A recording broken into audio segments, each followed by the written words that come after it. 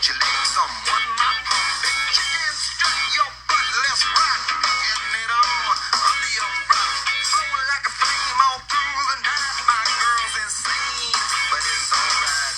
It's my favorite place to be. It's not a land called home.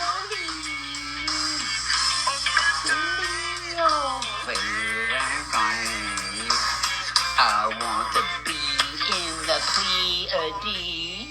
Come on, Anthony, hit it, baby, one time. Here comes Sweet kicking in. Yeah. Oh, man, that record goes without saying.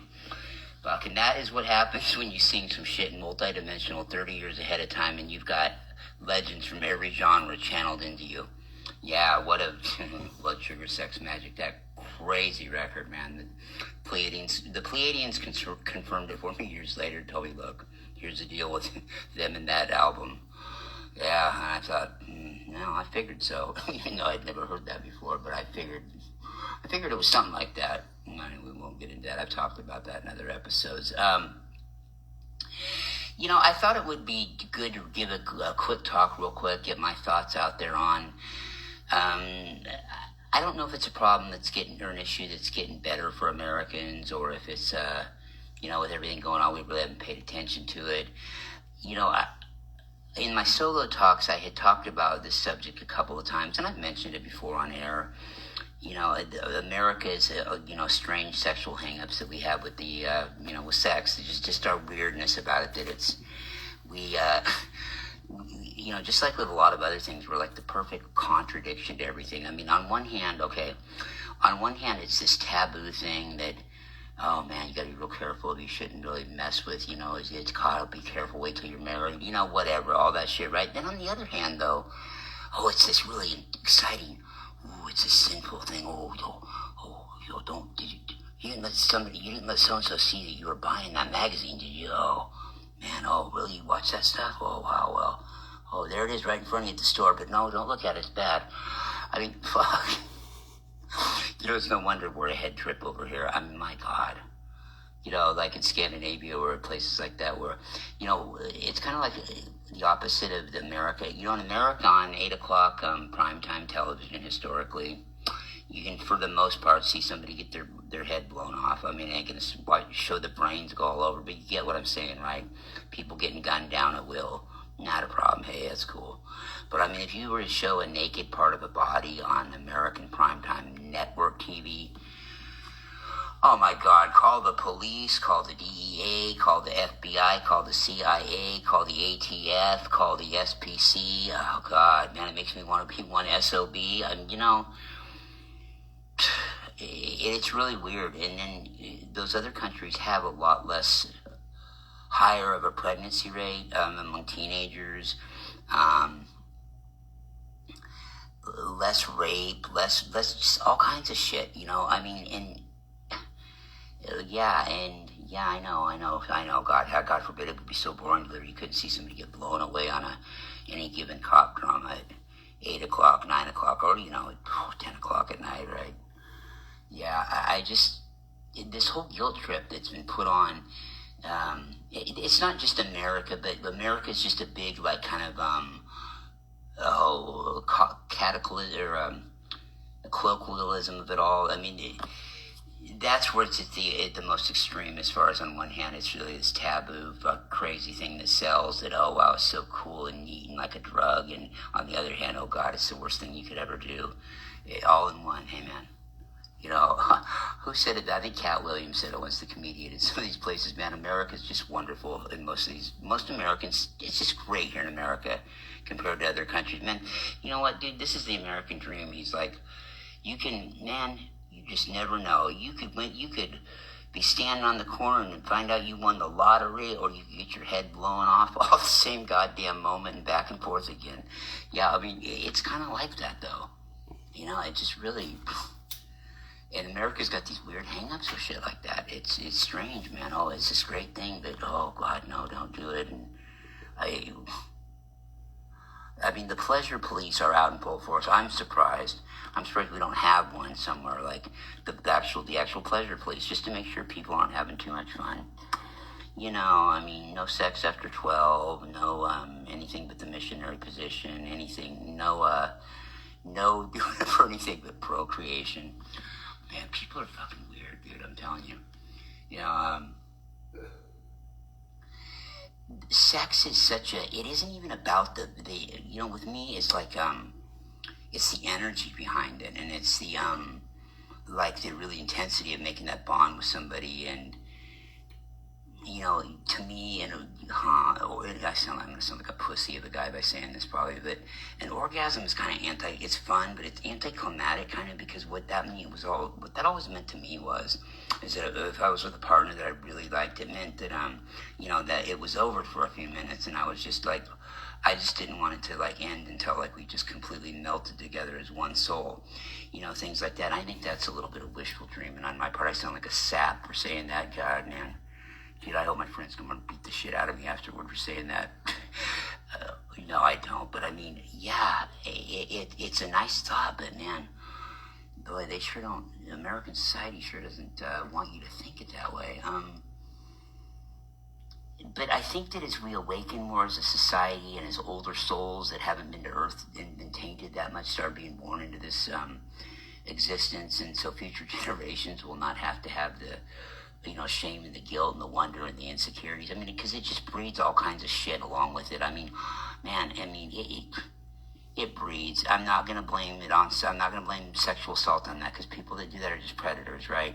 But it sure as fuck doesn't help that cause. Okay, let me tell you that. And, and people's insecurities about themselves and what they like, and oh my God, that's so, that'd be shameful. There's something weird about that and odd that they like that. And even though it's nothing that hurts anybody else, it's with somebody only with somebody who's a consensual adult, but yet it's a part of some bigger picture, weirder, perverted, some of these people have the weirdest way of thinking, and in denial about it, Reminds me of my guest last night. He was talking about these weird people in those small Colorado's Midwestern towns that, did all this weird shit that goes on there, and they don't know anything. They didn't see anything. They're in denial. They don't talk about it. They're good at just keeping it to themselves. Yeah, it's a weird country. It really is. We've got, we've got some weird shit going on as far as like in our head. It's mostly in our head, the weird shit. There's a weird shit going on, of course, but it's in our mind here. It's really bizarre, and it's, I don't know. But, sexual energy, this thought came to me too, and it's kind of when I look back on this channeling kept coming to me, not that I would see on YouTube all the time. And it's weird because it's from months and months, like 6 months ago, and it's from Mira, of course, my girl from the Pleiadian High Council. My girl, she's like my aunt. And I saw the headline, and I was like, man, do I want to click on that? It's just going to be it's either going to be really enlightened, or I'm going to feel like I'm getting a lecture from her like I have before, when it was needed for me. And I just never messed with it. Finally, somebody else had put it out, and I saw that. And that was several months back, and I read it, and I'm like, okay. Yeah, I mean, this is how I feel exactly, too, and what I've talked about. But I'm glad that glad she backed me up on that as far as what I was thinking, is that it's an energy that can really propel you to... It can open up so many gateways for you, so many like dimensional realms of consciousness. It's like how do I put it? It relaxes you on one level, and then it gives you that ease and the confidence to move through, another dimension here and there. And it's a powerful thing, and if it can be harnessed right, people talk about not being able to, they're frustrated, they haven't been able to have any sex, they're they really feel like they need to get off. Enjoy what I would say is, yeah, true, but enjoy the feeling of it. Enjoy the bonding of it. And, oh, God, I can't believe I'm going to go here like this on sexual Pleiadian consciousness. This is going to be over YouTube, and this is not YouTube. It is on YouTube, too, but it's going to be on a page that I've had along with, like 15 others I have. it's called sexual Pleiadian consciousness. I don't do a lot with it because you can't do a whole lot with it. You can only post sexual shit now and then, and what more is going to come out. And I mean, people, it's one of them very taboo subjects. Even amongst some starseeds aren't comfortable with it at all, and I don't blame them. I wouldn't want to. And it's one of them things where I sure as hell, you know what? If you're not comfortable with it, I sure as hell am not comfortable going there with you on it, you know. So it's not like that because I know how I would feel. I feel smothered, you know. I've had some shit done to me as a kid, and I don't like it, man. And I wouldn't want to make anybody else feel that way. But it's a state of consciousness, really, as far as the energy of it, right? The energy of that, and then if you find somebody you fall in love with, that bonding of melding together like that in the highest form. But yeah, I always found an orgasm to be a little anticlimactic. You know, and I think for a guy, maybe more so. For a woman, they're able to, and they deserve to be able to have that ability to be able to. But men should step up to the plate really more and more and learn how to, help their women with that. I mean, it's not something that's, this tab. Quit looking at this motherfucking shit as something that either A, it's so fucking taboo that, I don't know about that. That was kind of weird that they would want that. And then quit looking at it also like, oh my God, like you're like a little kid who's getting away with some shit. I know society's conditioned you to both. Don't guilt trip yourself because you like it. I mean, I do that enough for all you guys, all us guys. I guilt trip myself for thinking that, hey, that'd be fun to do. What am I getting away with here? Yeah, but it isn't like that. It's an energy that can be harnessed, right? And there's nothing wrong with, taking care of yourself. You know what I mean? I was going to get back to that thing about, taking your time, and if you're not with a partner, like if you're trying to please yourself or whatever you do, whatever it is you do, take the time to get to know your own body, even whatever. But you either do that or you don't do it. It's up to you. But what I'm getting at is if you're gonna go there, give yourself permission to. You know what I mean? That doesn't mean you have to go out and start flashing people and walking down the street doing it, but when you're alone by yourself in private doing that, give yourself the, look at it as a holistic thing for yourself. Don't look at it as some shit where, oh my God, I'm trying to hide real quick so I can, don't sound like a teenage boy here. So, hey man, I gotta go lock the bathroom door so I can hurry up and rub one off before everybody's home before dinner. No, I know, it shouldn't be like that. And it shouldn't be like that. And kids should not, minors should have people at the schools they can go to, like a nurse, like a therapist nurse to talk to about these things. No, I'm not expecting some girl to go to a dude and do that. I wouldn't be that. I'm not quite that open-minded yet. That was my daughter. No, I'd be pissed.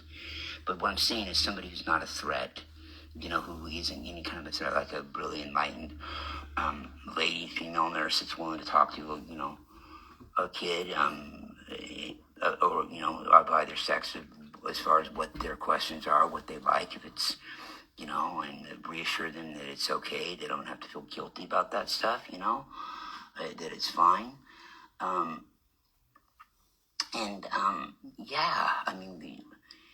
The questions should be able to be asked, right? It should be able to be asked about that kind of stuff. And if not, why not? What good does it do to say, fuck it, don't ask that question. Oh, those are the things that you don't need to know right now. I mean, well, what do you mean that I don't need to know right now? I'm not asking for the goddamn launch codes, okay? I mean, really, what? I mean, what is it, But this can be like, we talk about portals to ascension, we talk about gateways to ascension, right?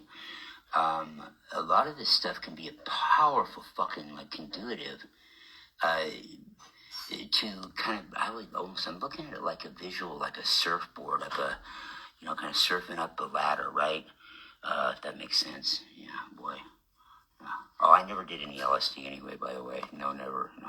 It'll be 30 years, though, next August. But, it's like, it kind of like, here I go with the wrong words again. Here, it kind of lubricates the vessels in you that get going towards the higher dimensions and upper dimensions. It could be a portal, this energy, it channels right into you to use it as something that helps you to become how should I say it, become more rounded as an ascended human being that you're trying to become. I mean, look, man, there's something to channeling this stuff here, because I'll tell you what, they in the NFL, I know that they do it in the NFL. I think, yeah, the NBA does it too. They used to, I don't know now, but they both used to do what I'm about to tell you. Look, you have staff members of these teams tell these wives of these players, don't, before a big game the night before, if they're not on the road and they're at home, of course, they're going to tell the wives, don't have sex with your husband. Please don't do it. I mean, they can't say to make you, but they're like, please don't do it, because it does this to their, it lowers their, what the fuck, now I'm at a loss for words. It does something to them where they're not quite as quick and nimble and agile and, on edge and ready for that game. What it does is it relaxes them too much if they do it just the night before a game. If they have a really great session the night before a game, it goes past relaxing them. It puts them in too much of a, it puts them too much in that mode, right? It puts them too much in that where they just don't have that dip in their zip and glide in their stride anymore. You know what I mean? They just don't have it. And they got to wait for a day. So they tell them not to do that. And because it affects it. But what I'm saying is, right? So what they must be getting at and not realizing is, okay, so that energy, if they can get them not to mess around like that, and their energy is that sexual energy, though, is still in them, one would almost logically think, well, wouldn't the logical thing would be to let them release a little bit? Well, no, because they're using it to focus on, they're using it to spark a flame in them, a passion in them, to make them keep that edge out on the competitive field, or on the court, right? To make them, because they know it's not going to be for a big long haul where they're going to be, frustrated. It's going to take its toll on them. We're talking about one game, when you're in that, by the time you're feeling all frustrated like that, you're talking about, that game, and then you can go take care of yourself if you need to. Right? So it gives them enough edge to get out there and be competitive and let those juices flow. And what I'm saying is that could work for all of us, that, we don't necessarily need to run to displacing our sexual energy and, go just, mess around with anybody, you can, and then be, just to get off or whatever. But then again, if that's what you want to do, cool. Hey, because there are times when a person, that's probably a good, there's probably times where that's a good goddamn idea every now and then. I don't know. It depends on the person, their testosterone level, and all kinds of other shit. Their estrogen, everything, dude. There's all kinds of variety. So, sometimes, sometimes yes, sometimes no. It's it just don't look at it as like it's a must, but there are ways to channel this, and then there are ways to harness it into, to like when you really are with somebody special, to make that meld with them, to bond with them like that, and to just and just take it slow and be into the process of it. You can really even technically make love without even touching. If you can be right by each other, you can like sit across from each other, like with no table in front of you, staring at each other's eyes at first, holding each other's hands. You can bond like that. You can do these things where your hands are getting close to each other's body, but you don't quite touch. There's all kinds of energetic ways to kick that off that we can tap into, I'm sure, as humans, as we go down that road, right? There'll become a time where a man, okay, so a man's orgasm real quick, they're done, whatever, but dude, and then they're not even into it anymore after the one. So what I'm saying is the man can get even tuned with like him actually having, because I know this is the case for me, like if the woman I'm with, if it happens for her, man, it's like happening for me too. It's a fulfillment of a consciousness. It's a fulfillment of like my multidimensional body is happier with that than a 2-second fucking, would put it fucking drastically, like over 2 seconds of blowing my water, whatever you want to call it, right? To me, I mean, then it's over with. Then that sucks because, even if I was still 18, which has been a long motherfucking time ago, and you could do it again, the problem is it's over for that moment. And, you can get into it so intently, and when you're a starseed and a Pleiadian soul, though, man, you look at it like that. You really do. And it's a very special situation. And it's incredible, right? And a lot of, Earth men are not able to look at it that way. They just don't. So, it's frustrating. And of course, being a male-dominated society, it's not addressed as much as it should be. And I think the only way that we're going to get past it is through, another generation, a little more consciousness. I mean, it is what it is. And it's happening now. I mean, we've come a long way, not quite as far as I would have liked, or a lot of Pleiadians would have liked, or Arcturians, or Sirians, or Andromedans. Yeah, no. But it does help you. It helps you. I swear, if you can channel and harness that sexual energy the right way, it does help you get in tune with higher realms. Even ones you may contact even now and then. When you're in that mode, though, you can really have them come in. And it isn't like having some kind of a fucking virtual sex with your guides or anything like that. I'm not talking about trying to put the moves, getting them down here and putting the moves on. No. I'm talking about, like, it really, it facilitates a kind of a portal to dialogue with them, like a kind of an airway, a two-way communication radio to talk with them, I guess you might say. Or a video phone call is in nowadays terms.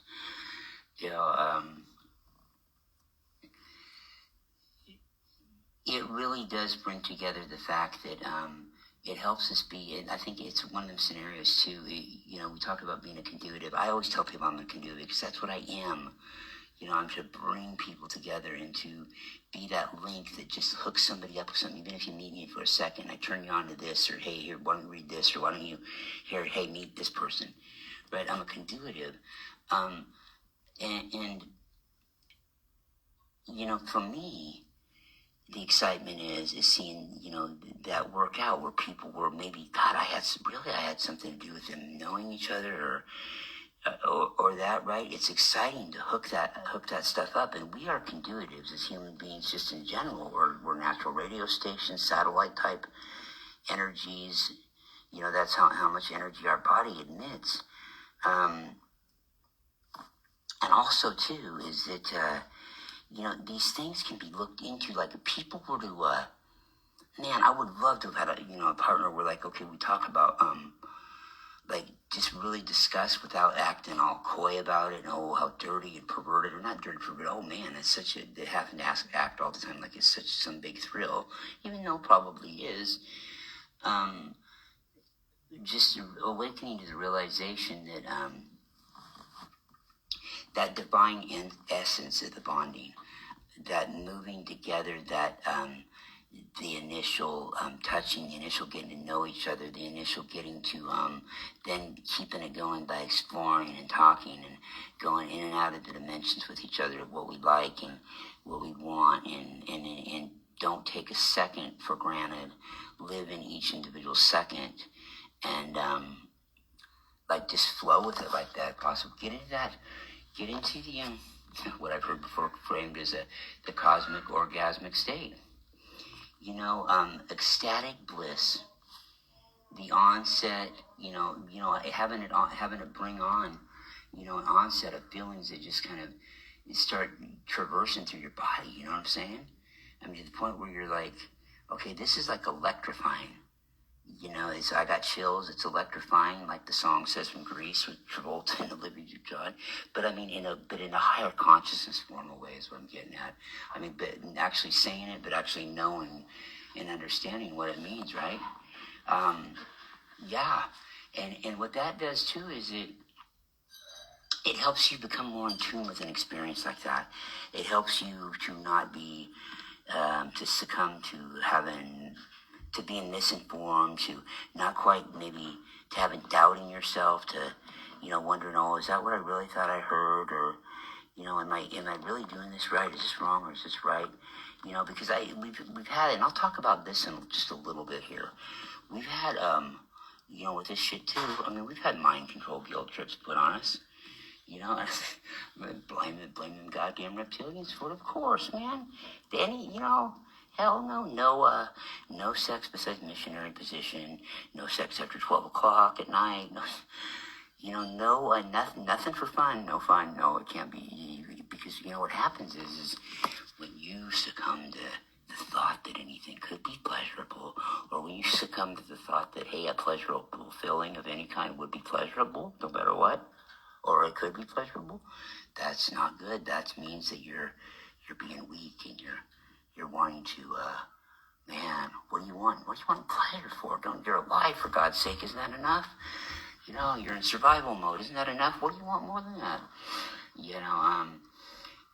And also, I see this shit as like burning through a fire through your body. Like if the sexual, here's on one hand, it can be a pain in the ass if you're sexually frustrated, whatever, and you can't get it up, whatever, and you're in that scenario. But if you know how to take that same kind of energy though, and channel it into into your DNA, pull that feeling. Don't chase that feeling away. Like, sit with that feeling a little bit, as hard as it may be, that longing for that connection, or the horniness, whatever you want to call it. You get horny. Sit with that, and what is it telling you? What is it saying to you besides the fact that you want to get laid? Don't give me that shit. Well, it's telling me I want to get laid, bro. Well, but what really though? Is it telling you, you just want to get laid, you want to blow your load? Is it telling you that you're missing a connection with somebody? Is it telling you that you're longing for a reunification with something? Is it telling you that? And it could be talking to you in all sorts of different ways. And when you get so real with yourself, and you get real with something like that, the doorways really do, I'm going to get all cliche again here, the doorways really do start opening up for you, yeah? You know what I mean? Because you start high, slowly, like with every time we come off of a shift, then it prepares you to kind of be in that vibration a little bit more until it's time to raise a little bit again. Then we're going to have one of those crazy shifts, and then that eases you into that transition. You know what I mean? It's all relative. And yeah, it's a bonding experience. And again, with the yin and the yang, isn't it? Again, like with life, it can be the most traumatic thing. Having somebody else come into you like that, if it's not for the right reasons, or if it's from other reasons, it can be the most traumatic thing to ever happen. Yet to you to be involved in a situation with sex. But on the other hand, if you find that one person in the world you bond with and melt with, and you actually really do, and it's not just something that's fleeting, it can be it's the most incredible thing there is. I'm sure of it.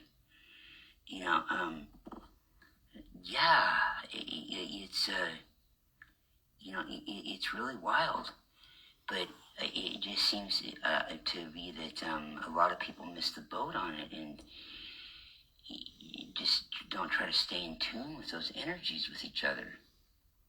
And I really don't know what to say. The guilt trip's bullshit, and that this energy can help you out. Don't fight it away. Don't get mad at yourself for having it. Wonder if you're having it and you're not sure why you're having it. Ask yourself why you're having it. Go within. Okay. Usually, if it's not something you want to happen to you like that, usually if you're growing orange hair and shit like that, most people would love to have that happen. So oh God, that's cute. I'm just kidding. But humans are weird, and we're never real with our kids about it, or very, very, not that often. And people aren't stupid. It's crazy. Sexual energy, though, it really has to be clean. I think at some point, some level inside of all of us, well, that aren't, okay, most of us, it's something that's going to have to really be addressed on a mass scale, as far as different, handling different energies that are coming in and out of here. And as we start evolving more as a society, more it'll happen probably more and more. And How do you handle shifts? Are we going to get to, what are we going to do? Just let it get to a point where we're in, okay, well, all this shit's happening, but we're all in denial. We're in denial that any of this stuff exists. We're in denial that like, London even exists. We're just in denial of everything. We're in denial that we're sitting here. I mean, yeah, the energy thing, though, and isn't that it? Isn't that the whole key to the whole thing, right? And that's what I've been saying, is everything is just energy. That's it. Everything is just energy. It's just strictly energy. It's not good and it's not bad when you get to that kind of a level. Everything is just purely energy.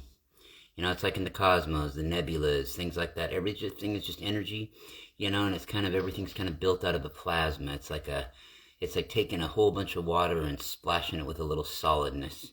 It's just kind of held there, like water held there. It's a plasma. Everything's just plasma and energy, folks.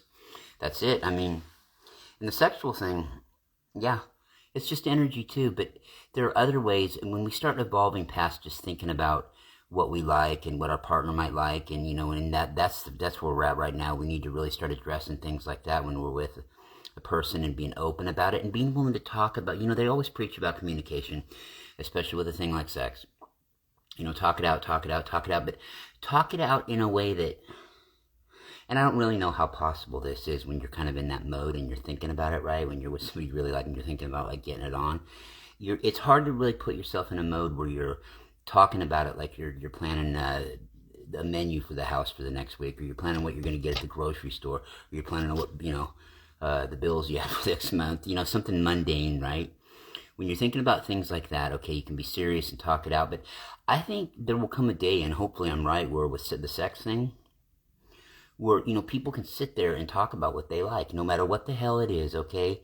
When they're sitting there alone, across from each other, holding each other, whatever, and they're talking about this shit, to act like, in a way, kind of get a little stuffy and act like you're in a committee meeting or something. You're in a meeting and you're talking strategy. What do you like? Okay, well, how would you like this? Would you, if we try this, is there any way that you would prefer for me to try it? Do you want me to, how do you want me to react to or how do you want me to, how do you want me to start it off? Okay, do you want us to have like a dialogue word for word while we're going through it a time or two? Or whatever comes to your mind. Talk about it in a serious way. And I know it'll be hard not to wink and flirt while you're talking about it and say, oh God, that sounds great and good. And that's cool. But, I think we'll evolve to the point where we get more and more real about it. I really do, I hope so anyway. It seems like we have. We've made a lot of progress. Look at, you don't hear about anybody telling their kids anymore that if they masturbate, they're going to grow hair on their palms. This isn't an old wives' tale. They used to say that kind of shit, or you're going to go blind. Like to a teenage boy, you're going to go blind. That must have come around because, man, kids had little privacy back in those days, and, well, even some nowadays. But in those kind of times, you had little privacy. Usually families were big, and there were, you had a whole ton of kids. And the privacy just wasn't there, and maybe, you got caught doing it all the time, and it just and it's, look, I'm going to be very blunt here about something, very blunt.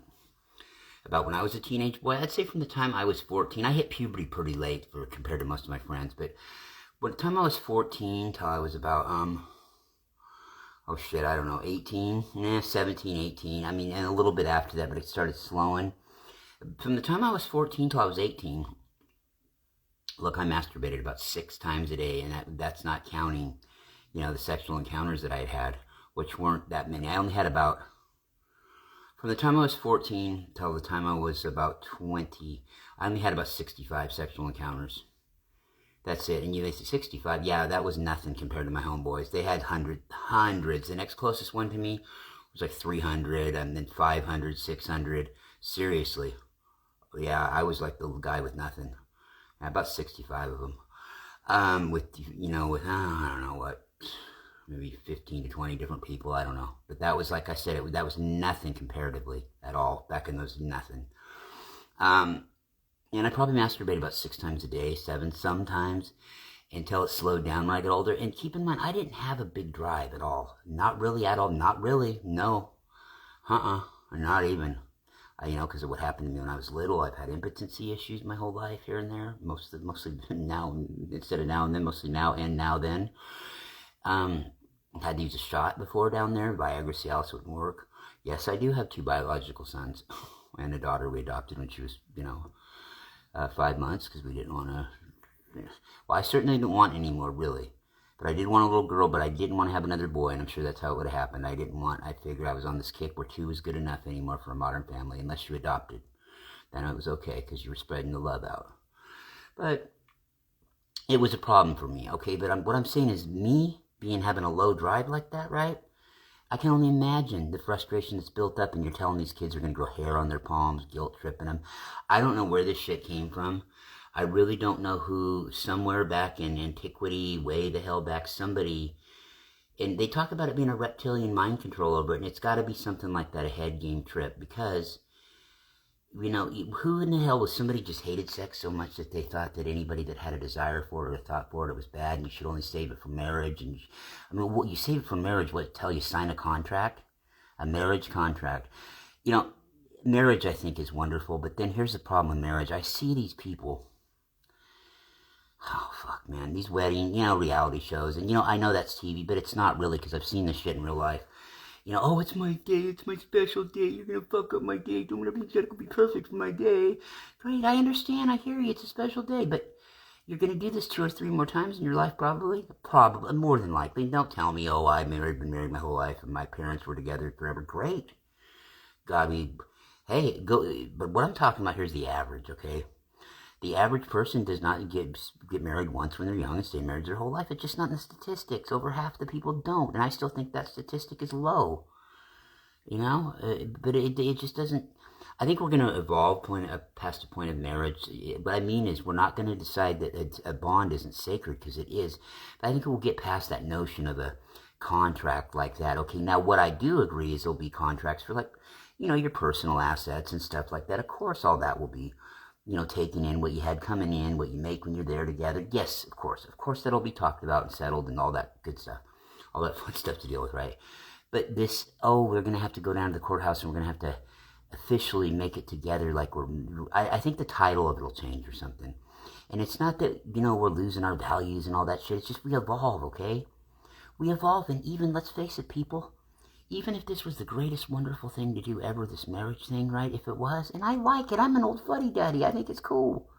I think it's fucking cool as hell, but let's face it, man. I mean, I would say 2 out of every 3 marriages end in a divorce. You know, if you told me different, I'd say you're lying to me. You know, you're lying. They do, okay? And let's just say less than 2 and 3, but there's a lot of those that are really miserable marriages. So there you go. To me, I'll put that in the same category as a divorce. It's the same shit. Not what it was meant to be, right? No, it wasn't meant to be like that. Was never meant to be a divorce. Was never meant to be a shitty marriage. Now, when you take those into consideration, how much does that bump up the stats right there? Yeah, you see what I mean? So I think we'll evolve past it in a couple generations, as far as it won't ever completely go away. You'll still have religious dogma and doctrines that go for it. And that's fine. That's their choice. But it will be called something else. It'll slowly go away, and it'll be looked back on as something that people just used to do, okay? And that it was decided that it really wasn't that big of a deal to do that. Now, of course, it can be announced that you're together, and all that, all the great things about it will be there. It's just it won't be that title. It won't be that whole, and there can be celebrations of you guys getting together still, yes. Of course, all that, but I guess I'm not explaining it right. And I have a hard time sometimes because I'm multidimensional with settling down and articulating in one. It just won't be necessary anymore, and that isn't, how do I say that without getting people, because people will be like, yeah, but it's such a special thing, it's a bond, I still think it's great and wonderful. Yeah, well, I do too, yeah. You know, and somebody saying that to me, either I completely fucked up on the way I communicated it, or they're just not capable of getting it. And I'm not sure, I think it's probably a little of both. You know, so, yeah, I don't know. I don't know, but I mean, to shame people about this stuff is crazy, and it's not hurting if it's not hurting anybody besides nobody, them and another consenting adult that are involved, you know, fine. You know, and what I'm getting at is, too, this energy can be channeled. This energy can be put in a way when we have that going through us, we can use it as vigor and use it as something to, you know, help us to think clearly. Yeah, you can really think clearly when you're real horny. No, what I mean is, though, it can be, there's got to be techniques that you can meditate on this and relax on this and harness it into doing something great. Harness it into your creativity if you're an artist. If you're an entrepreneur, into your business ideas. If you're a whatever you do, if you're an accountant, even your budgeting, right? Harness that into figuring out ways to, I don't know, to cut costs here and there, to shore up a budget a little bit better. I don't know what it is. Just help it to make you a more well-rounded, more passionate person. Let it give you a little bit more of a kick as far as what your career field is, or what kind of hobbies you're into, or things like that, or projects that you're interested in, right? Somehow harness it through maybe meditation, whatever. There's people that know a lot better than I do that you'll probably, if you hear this and you were meant to, you'll probably hear them say it and articulate it better and tie it together for you. I gave you 8 pieces of the 10-piece puzzle. They'll give you the other 2 that are the most important. That's just what it is. Hey, well. So, let's see if I had anything decent to say here. We're carrying on from the last video, by the way, folks. The last audio, the recording kind of went out on us. We're reclaiming. I think through all the hustle and bustle and all the muss and fuss, we are reclaiming our sexual energy. We're reclaiming it as a divine gift. This is something that's to be explored with integrity, love, integrity, ethics, integrity, energy. I've heard those terms before. Integrity, love. That's a good one. That's what it has to be looked at with. Yeah, absolutely.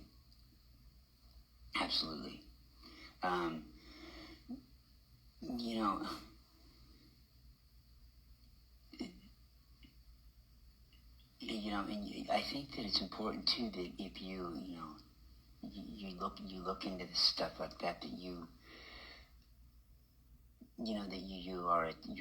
at that point at least intending to try to work on yourself in the higher dimension, or wherever you're at now.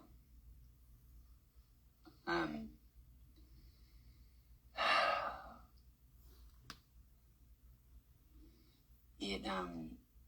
and all those problems I have with being on air, of course at that point I had gotten a little bit stuck, and I was a little bit tired, and I was late getting going with it, and things of that nature. But the point I was trying to make is harness that sexual energy. Don't feel guilty about it. Don't guilt trip others. Have an open mind about it, and it's just something you do.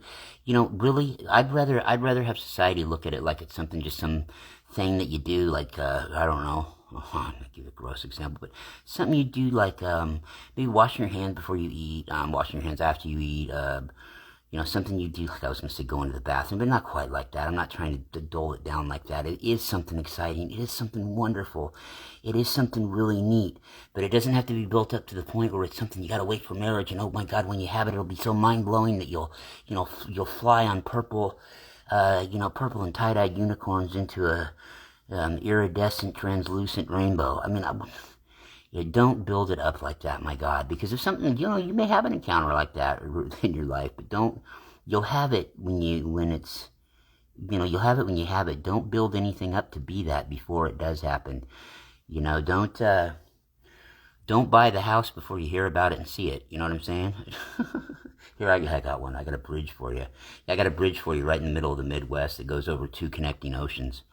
Okay, you want to talk about buying it, right?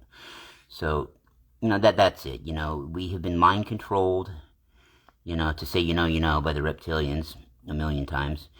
We've been mind controlled, though, by that kind of a dark energy that didn't have enough light exposed to it for whatever reason, that it ran out when they were doing what they were doing, and they wanted to decide to, make everybody miserable. Misery loves company. It does.